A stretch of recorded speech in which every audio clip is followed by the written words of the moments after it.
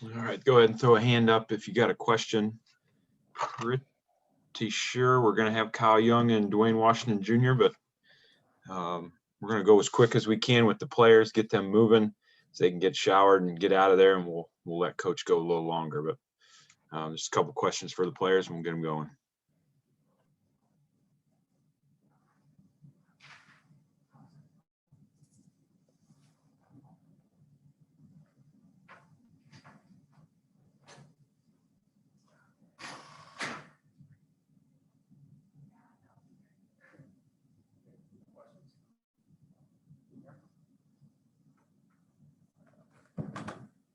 All right, there's Kyle.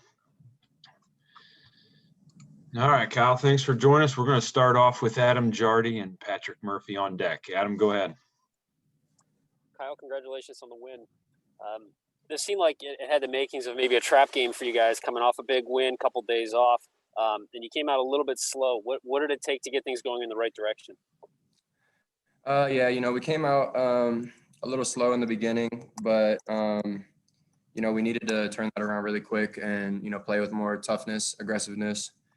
Once we started to do that, the game started to turn around a little bit. And then even starting the second half, we came out with much more energy than we did in the beginning. So it was tough starting off there, but, we turned it around pretty quick.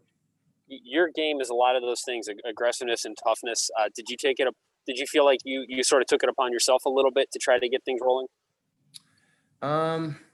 I would just say, like, early on, I wasn't really playing as tough as I should, on a few finishes, even on the defensive end. I wasn't playing with as much force as I should.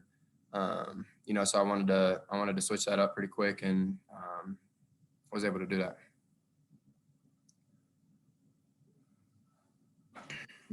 Next up is Patrick Murphy, Colin Hass-Hill on deck. Patrick.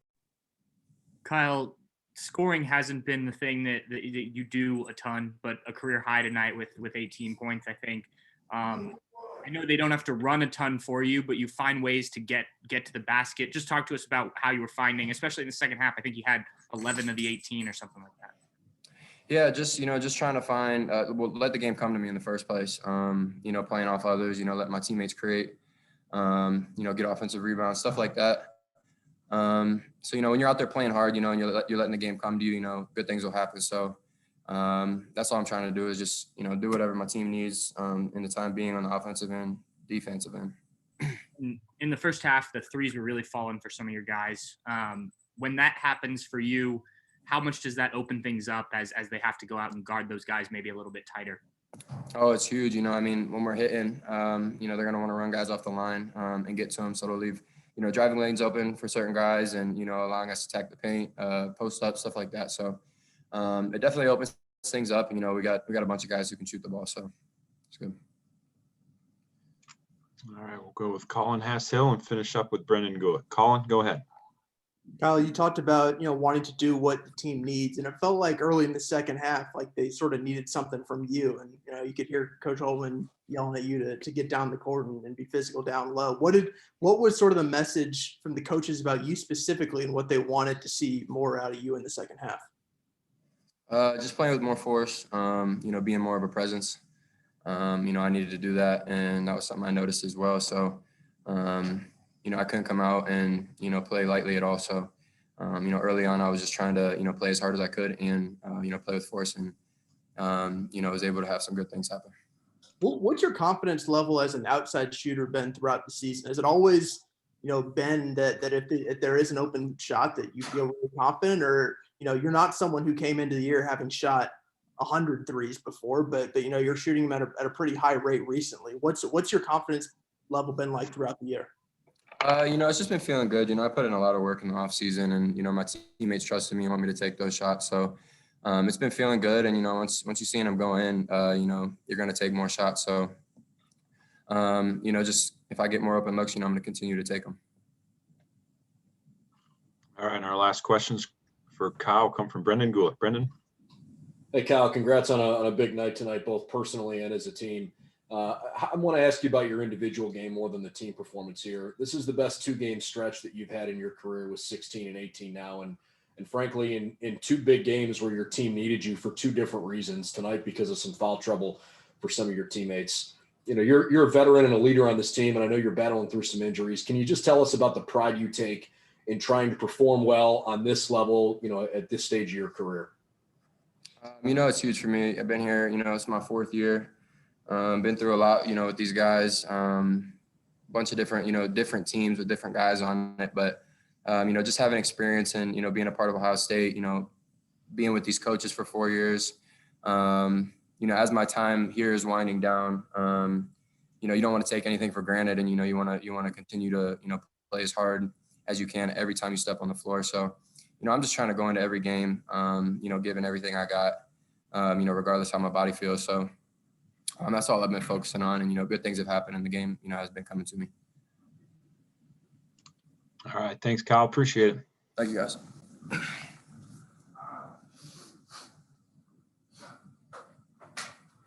We get Dwayne Washington there. If you got a question, please raise the hand.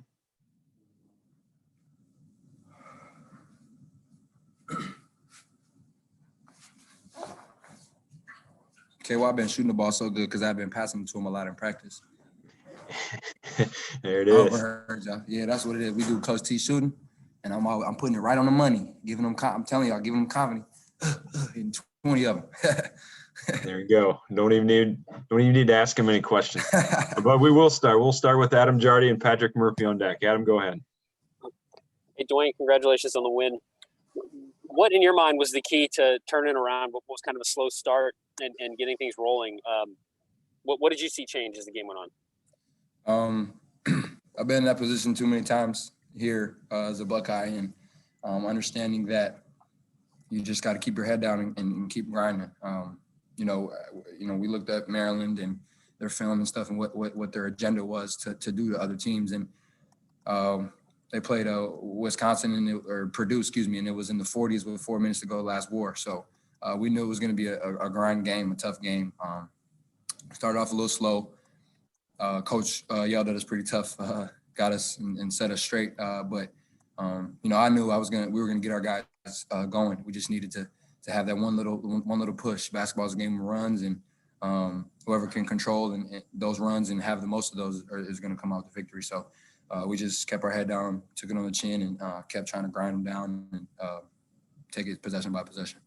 Why did you know you were going to be able to get your guys going? I feel like other teams here have had leads. They don't hold on. Why do you know that this team would be able to get it going? Yeah, Maryland's a really good team at home. And this year they've shown they can win on the road as well. Our memo coming into it was got to be the aggressors. We got to be confident and got to stick to what we do. So, we just kept putting ourselves in the same positions. A couple of shots didn't go in. EJ, he was a little off early in the first half and stuff. So a couple of things didn't go our way, man. We knew it. We knew it wasn't Seth making big shots for us. I hit a couple of threes to give us some juice. And, my job is to just keep bringing the energy, man, make sure that we're always going hard and doing what we're supposed to do, playing Ohio State basketball. So I always had a feeling that, we was going to get back into it and get done. We had to get done. All right, next up is Patrick Murphy with Colin Ash-Hill on deck. Patrick.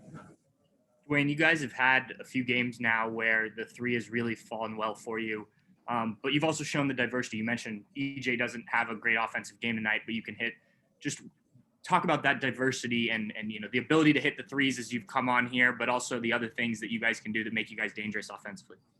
Yeah, I think we take great pride in our abilities to be versatile and to do a lot of different things on the basketball court. I think that's why we're playing some really good basketball right now. It's hard to guard us. But a thing that we can do to balance that advantage out for the other team is take poor shots. So we had a couple of them early, a couple of them in the second half as well. That we're still getting better, we're grinding, and we're learning from every single day. But shot selection is huge for us. Taking advantage of what we feel is a mismatch or what we feel we have the advantage in is huge in our offense and what we do here. So tonight, Justin's a very good shooter, confident in him, knocking him down. And we tell him always be ready.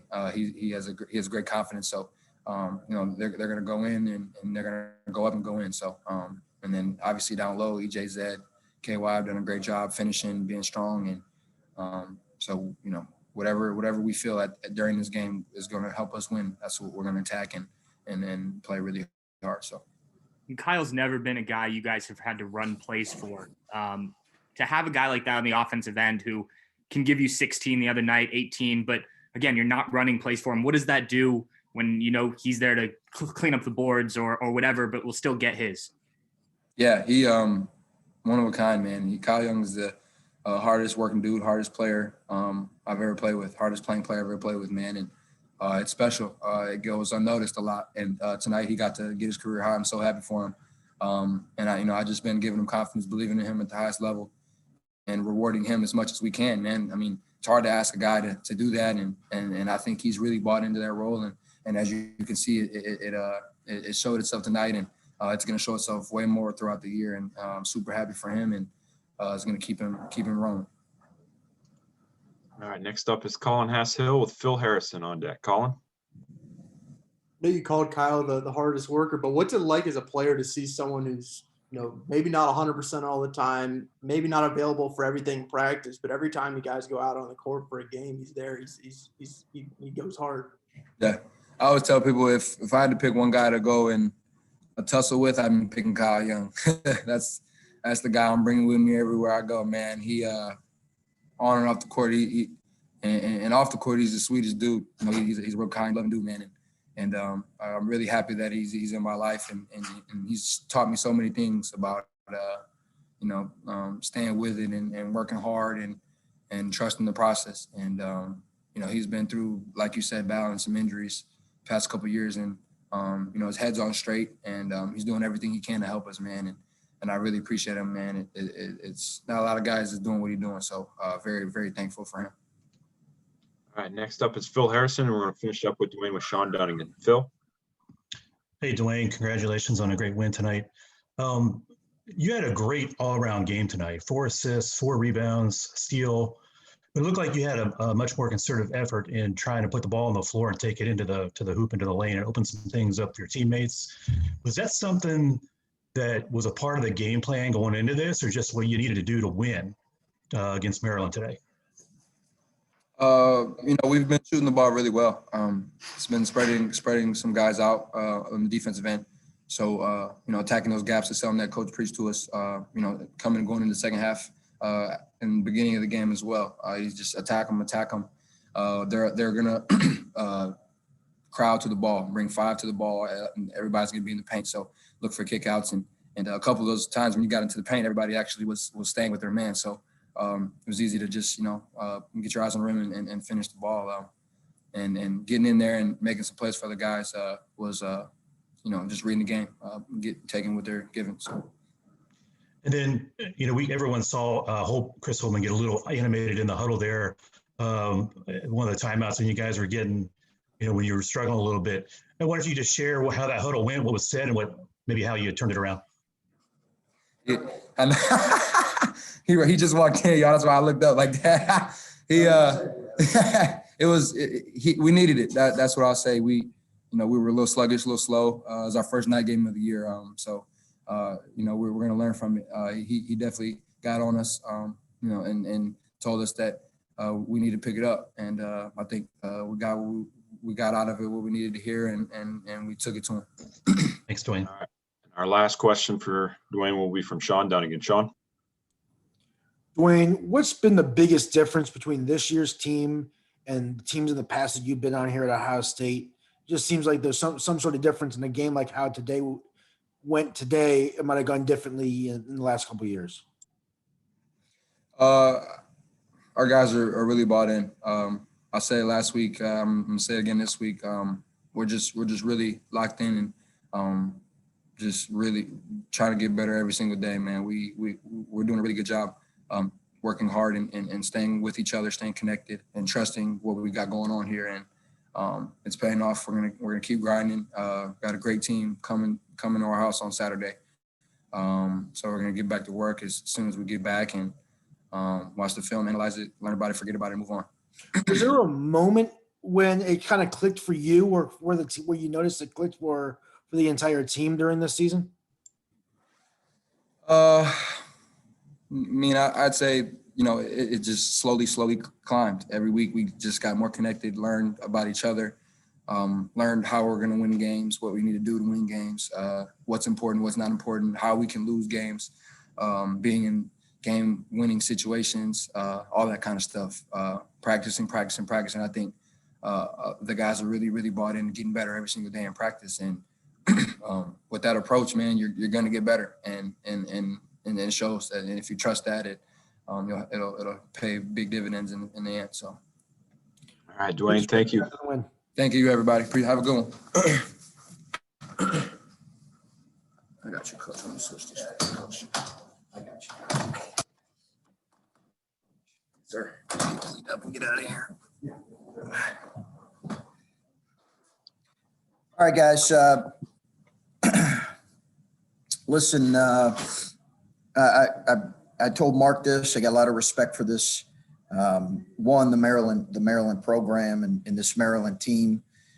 Obviously, they lost, Smith and Cowan and, some really good players. But you look at what they've done against some really quality opponents. One at Minnesota, one at Wisconsin, one at Illinois.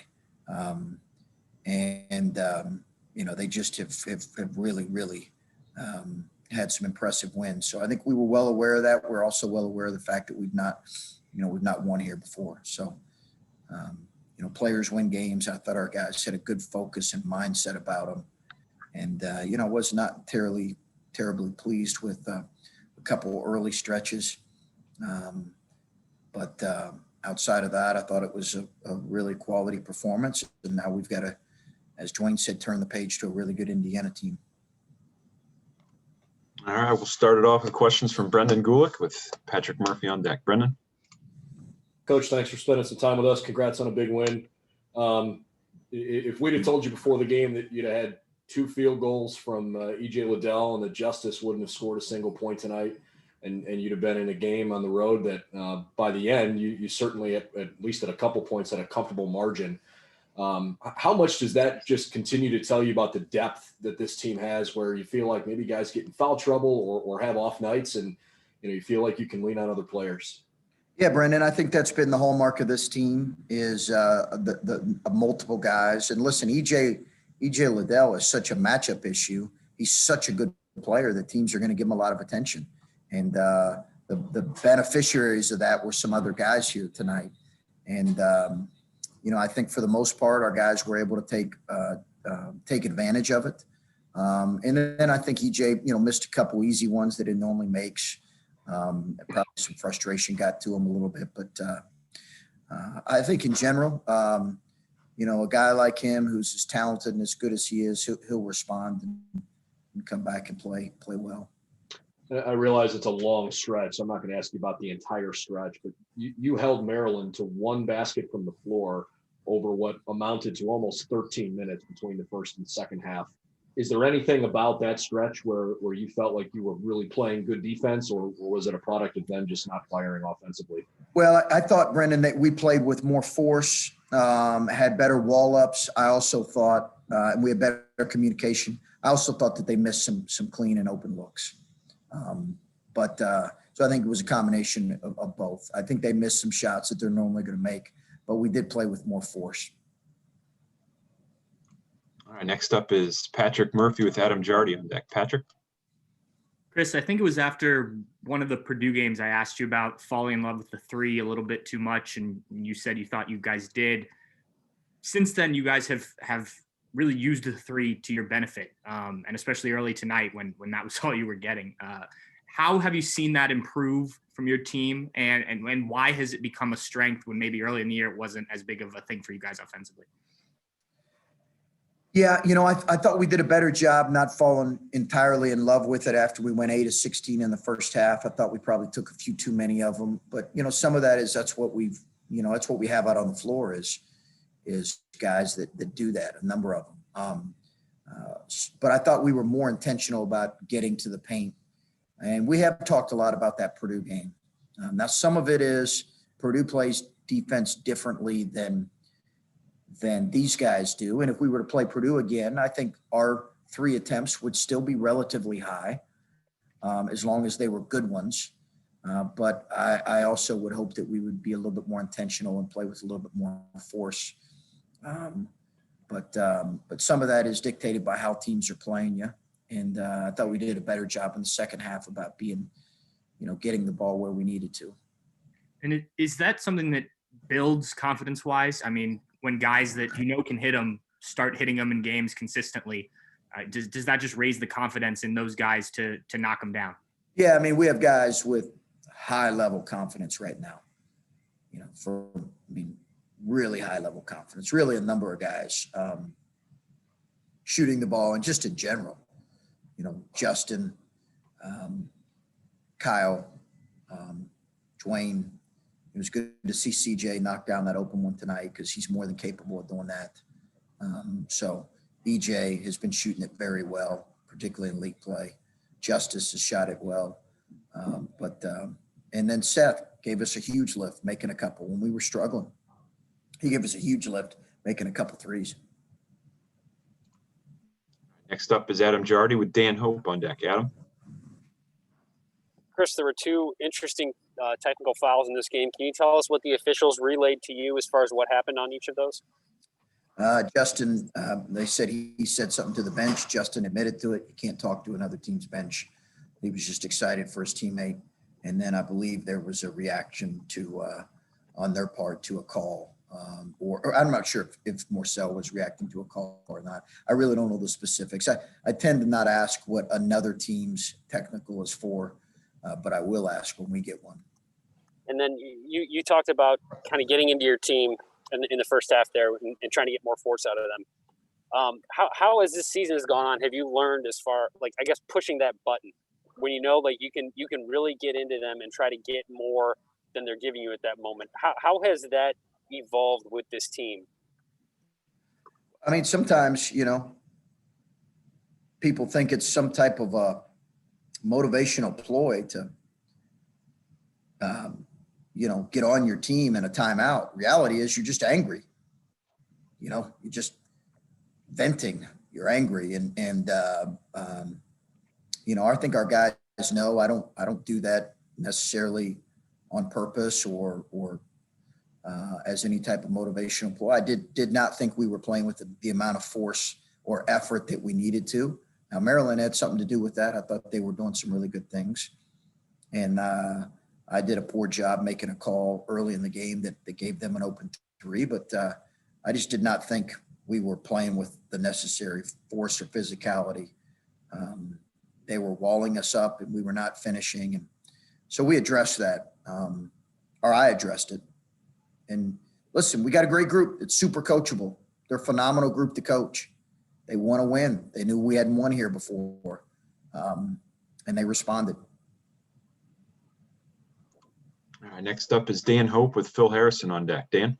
Hey, Chris, in a year like this where you guys, have had to deal with the challenges of COVID and so many different things than usual, how much do you think it's benefiting you guys that you have a lot of veterans on this team and a lot of guys who've been playing together for 2, 3, 4 years?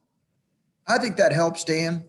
We've been trying to build towards that. Everybody knows that. I've mentioned the importance of building with guys that have been a part of our program, that understand how we do things, where there's some consistency and, this narrative in the off season that, in terms of our roster just wasn't accurate, because when you looked at it, we had a lot of guys that were returning that we thought were going to play valuable roles. But I think, Dan, to your point, what helps is a core of returning guys who have an understanding of how we do things and have embraced that. They got to embrace it. And then on top of that, the addition of just some really good kids, good players, good people. So in a year when, you're being challenged in a lot of ways, the quality of your team and their ability to focus, the maturity of your team, it's essential. And we've got a mature team. I've said that from day one.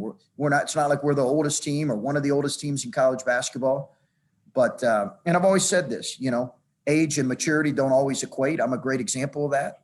But in this group here, we've got a mature group, And that maturity has allowed us, I think, to be able to play home and on the road or just be able to play in different environments, I should say, and have the necessary understanding of how to prepare to play your best. Thanks, Chris. All right, next up is Phil Harrison with Bruce Hooley on deck. Phil? Hey, Chris, along those same lines, I mean, you've rattled off quite a few pretty good wins here already this year. And I know it's hard to appreciate, what you've done at this point. You don't ever want to rest on what you've done so far. But with all the uncertainties of this year with COVID and some new faces on the team, is this, are you a little surprised about where this team is at? Is it a little bit ahead of schedule than what even you thought coming into the year? Sure. I don't think you ever anticipate in this league winning whatever it's been, 6 out of 7, 7 out of 8, 8 out of 9, whatever it's been. I don't think you ever, to your point, anticipate that. And on top of that, I thought we had a bit of a bumpy non-conference season for those of you that saw us early, but a clean one nonetheless. But it was bumpy. Yeah, I don't think I don't mind admitting and saying, I felt optimistic about this group, but I'm not also not going to ignore the fact that there is some surprise in terms of I think we gelled in a quicker way. We've also seen guys, really good players, emerge into really good players, but you don't always know if that's going to happen. You just don't know what a team's collective spirit is going to be from year to year. We're still writing our story, so I'm hesitant to say too much, but yeah, felt really good and really good. And what would you say is the main reason why this team has gotten so much better so quickly in the face of all that?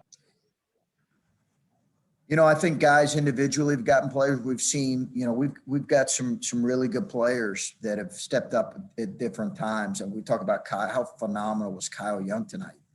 Justice has had great moments. CJ Walker, and then our two leading scorers, Dwayne and EJ, and I think in Zed's coming off the bench, and Gene and Musa and Seth, and EJ's turned in. So I think we've had a collection of. We've got a really balanced group, and then I think to Dwayne's point, their buy-in has been phenomenal. It's been phenomenal. And it's hard to quantify what that means for a team, right? It's just hard to. And if we continue to have that, we'll see what story we can write. Thanks, Coach. We got a few more hands up here. We'll try to get to everyone if we can just limit it to one question. Is that the yellow thing that's up there on every screen? The yellow thing, is that a hand? Yep.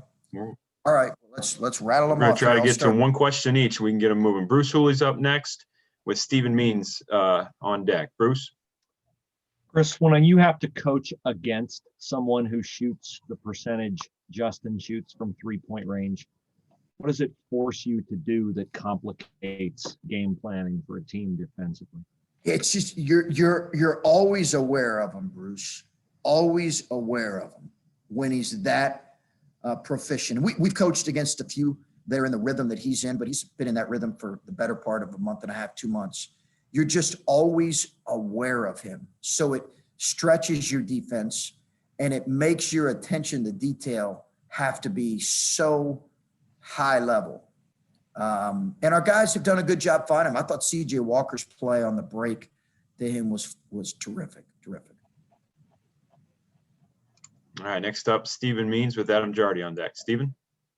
Just kind of to that point, I mean, the shooting, we've seen that before with Justin. He's had games the last 2 years where he just kind of went off with that. But the problem has never been that. It's been on the defensive end, which it's been hard maybe to keep him on the floor because that doesn't necessarily match what he's doing offensively. Can you just talk about how he's improved to the point that, I mean, he's never going to be an elite lockdown defender. Right. He's to the point where you're able to take advantage of what he can do offensively now. Yeah, no doubt. I don't love the whole, he struggles defensively, but coach, remember, threes are more than twos. I don't buy that. I can't stand it when I hear that because It's not like I'm trying to give up twos either.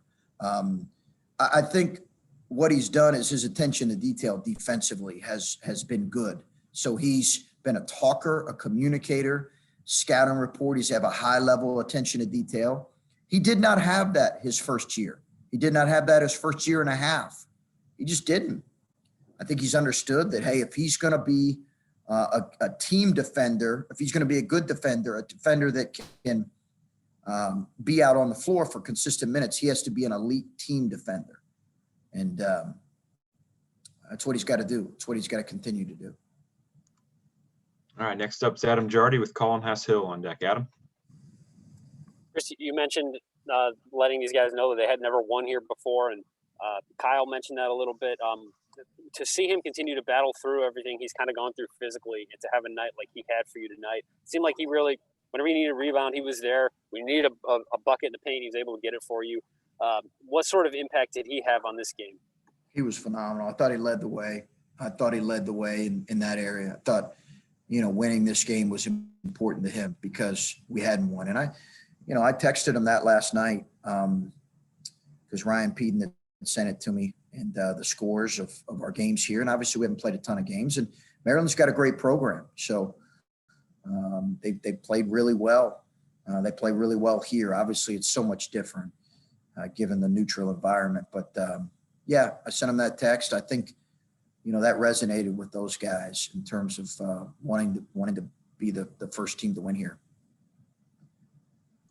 All right, next up is Colin Hess Hill with Patrick Murphy on deck. Colin?